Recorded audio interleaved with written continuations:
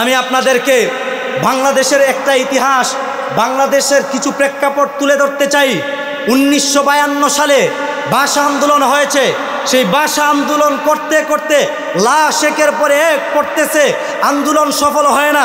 এই যুবকেরা যখন ভাষা আন্দোলনে, যুব সমাজ যেইমাত্র ঝাঁপিয়ে পড়েছে, ভাষা আন্দোলন সফল হয়েছে। 1969 সালে যখন গণ অভ্যুত্থান হয়েছে, গণ অভ্যুত্থান সফল হয় না। যুব সমাজ যেইমাত্র ঝাঁপিয়ে পড়েছে, সেই গণ অভ্যুত্থান সফল হয়েছে। 1971 সালে মুক্তিযুদ্ধ হয়েছে, মুক্তিযুদ্ধ সফল হচ্ছে না, বিজয় আনা যাচ্ছে না। যুব সমাজ ঝাঁপিয়ে পড়েছে, মুক্তিযুদ্ধ সফল হয়েছে। 1975 সালে সিপাহী বিপ্লব হয়েছে, লাশের পরে লাশ পড়তেছে, আন্দোলন সফল হচ্ছে না। যুব সমাজ যেই মাত্র সিপাহী বিপ্লবে ঝাঁপিয়ে পড়েছে, সিপাহী বিপ্লব সফল হয়েছে। 1990 সালে যখন স্বৈরাচার শাসক এরশাদ মিয়াকে খেদানোর জন্য আন্দোলন শুরু হয়েছে, একের পরে এক মানুষ আহত হচ্ছে, লাশ পড়ছে, স্বৈরাচারকে সরানো যাচ্ছে না। যুব সমাজ যেই মাত্র নাকি আন্দোলনে ঝাঁপিয়ে পড়েছে, স্বৈরাচার হটতে বাধ্য হয়েছে। 1994 সালে তাসলিমা নাসরিন, দাউদ হায়দার নামক নাস্তিক মুরতাদেরা যখন তাদের ডালপালা গজিয়েছিল, মানুষ আন্দোলন করেছে, তাদেরকে বিতাড়িত করা যায় নাই। কিন্তু যেই মাত্র যুব সমাজ একসাথে টেকনাফ থেকে তেতুলিয়া, রূপসা থেকে পাতুরিয়া, গোটা বাংলাদেশের যুব সমাজ যেইমাত্র আন্দোলনে ঝাঁপিয়ে পড়ে আওয়াজ তুলেছিল, এক দফা এক দাবি, তাসলিমা তুই কবে যাবি। আন্দোলনে যুব সমাজ ঝাঁপিয়ে পড়তে দেরি হয়েছে। ওই তাসলিমা নাসরিন বুরকা পরে এদেশ থেকে পালিয়ে যেতে দেরি হয় নাই।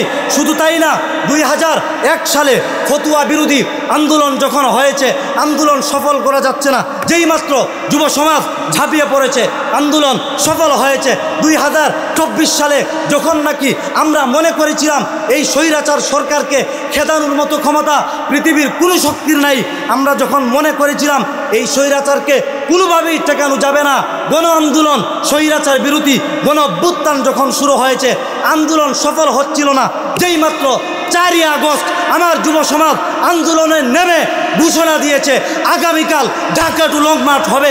আল্লাহর কসম 24 ঘন্টা যায় নাই, স্বৈরাচার সরকার পালায়া দিল্লি যাইতে বাধ্য হয়েছে। চেল্লা এখন ঠেকে ঠেকে। আমার মুসলমান ভাইরা, সেই ইতিহাস শুনাইলাম 1952 থেকে নিয়ে 2024 সাল পর্যন্ত প্রত্যেকটা আন্দোলন যুব সমাজ ঝাঁপিয়ে পড়েছে, আন্দোলন সফল হয়েছে। মনে রাখবা, তোমরা 1994 সালে তাসলিমা নাসরিন, দাউদ হায়দারদের বিরুদ্ধে আন্দোলন করে, তোমরা যে আন্দোলন করেছিলা, তাসলিমা নাসরিন পালায়া দিল্লি চলে গিয়েছিল, কিন্তু যাওয়ার সময় বাংলাদেশের বর্ডারে কিছু ডিম পাইরা গেছে, আর ওই ডিম থেকে ফুইটা কিছু নাস্তিকের নতুন নতুন নাস্তিক বাচ্চা কাচ্চার জন্ম হয়েছে। ঠিক কথা ঠিক না বেটি? তাসলিমা নাসরিন দেশ থেকে চলে গিয়েছে, বর্ডারের মধ্যে ডিম কয়েকটা আন্ডা পায়রা, ডিম পায়রা রাইখা গিয়েছে। ওই ডিম থেকে ফুটা নাস্তিক ইমরান এইচ সরকার, আমির রহমান, আরিফ রহমান টুটুল, ইব্রাহিম খলিল, আসিফ মহিউদ্দিন, লতিফ সিদ্দিকী, বিরাট চন্দ্রপাল, টিটু রায়, আসাদুর সহ যত নাস্তিক মুরতাদ আছে, এরা তাসলিমার ওই বর্ডারে পাড়া ডিম থেকে ফুটন্ত নতুন নাস্তিকের বাচ্চা। এরা সময়ে সময়ে ইসলামের বিরুদ্ধে, মুসলমানের বিরুদ্ধে, উলামায়ে কেরামের বিরুদ্ধে, কোরআনের বিরুদ্ধে, ওই তাসলিমার ডিম ফুটা নাস্তিকের বাচ্চারা তারা বিভিন্ন সময়ে ইসলামের বিরুদ্ধে কথা বলে। আমি আমার যুব সমাজকে বলতে চাই, সেই তাসলিমা নাসরিনকে তোমরা যেভাবে হটিয়েছিলা, সেই তাসলিমার ডিম ফুটা বাচ্চাদেরকে যদি আবারও হটানোর প্রয়োজন হয়, ফুটানোর জন্য তাদেরকে দেশ থেকে বিতাড়ন করার জন্য, দেশ থেকে পালিয়ে যেতে বাধ্য করবার জন্য কোন কোন যুবকেরা রাজি আছো? হাত তুলে আল্লাহকে দেখায় না। ইতিহাস তাকায় দেখেন, উকবা বিন নাফে রাদিয়াল্লাহু তাআলা আনহু, তাকে নবীজি আফ্রিকা পাঠিয়েছেন। ওই উকবা বিন নাফে নামক যুবক আফ্রিকা মহাদেশ বিজয় করে এসেছেন। নবীর সাহাবী হজরতে যায়েদ ইবনে হারেসা, জাফর তাইয়ার, আব্দুল্লাহ বিন রাওয়াহা, তাদেরকে নবীজি জর্ডানে পাঠিয়েছিলেন। তারা ইসলামের পতাকা সেখানে উড্ডীন করে দিয়ে এসেছিলেন। তারেক বিন জিয়াদকে স্পেনে পাঠানো হয়েছে।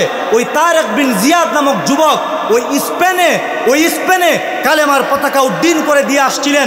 আমর ইবনুল আস রাদিয়াল্লাহু তাআলা আনহু তাকে মিশরের মাটিতে পাঠানো হয়েছিল। তিনি মিশরে ইসলামের পতাকা উড্ডীন করে দিয়ে এসেছিলেন। কুসুম বিন আব্বাস রাদিয়াল্লাহু তাআলা আনহু, তাকে চায়নাতে পাঠানো হয়েছিল। কুসুম বিন আব্বাস রাদিয়াল্লাহু তাআলা আনহু চায়নাতে ইসলামকে বিজয় করে এসেছিলেন। মুহাম্মদ বিন কাসেমকে হিন্দুস্তানে পাঠানো হয়েছিল, তিনি হিন্দুস্তান বিজয় করে দিয়েছেন।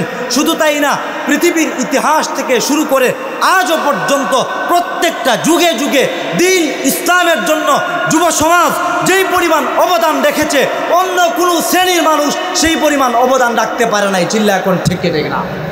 শুধু তাই না আমার প্রাণের ভাইরা, এইটা তো দেখলাম দ্বীনের জন্যে, ইসলামের জন্যে যুব সমাজ যুগে যুগে ইসলামের পতাকা উড্ডীন করে রেখেছে।